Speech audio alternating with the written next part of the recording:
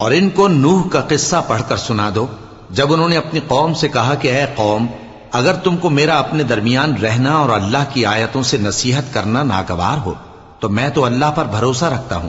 تم اپنے شریکوں کے ساتھ مل کر ایک کام جو میرے بارے میں کرنا چاہو مقرر کر لو، اور وہ تمہاری تمام جماعت کو معلوم ہو جائے اور کسی سے پوشیدہ نہ رہے، پھر وہ کام میرے خلاف کر گزرو اور مجھے مہلت نہ دو۔ اب اگر تم نے منہ پھیر لیا تو تم جانتے ہو کہ میں نے تم سے کچھ معاوضہ نہیں مانگا، میرا معاوضہ تو اللہ کے ذمے ہے، اور مجھے حکم ہوا ہے کہ میں فرما برداروں میں رہوں۔ پھر ان لوگوں نے ان کی تکذیب کی تو ہم نے ان کو اور جو لوگ ان کے ساتھ کشتی میں سوار تھے سب کو طوفان سے بچا لیا اور انہیں زمین میں خلیفہ بنا دیا، اور جن لوگوں نے ہماری آیتوں کو جھٹلایا ان کو غرق کر دیا۔ تو دیکھ لو کہ جو لوگ ڈرائے گئے تھے ان کا کیسا انجام ہوا۔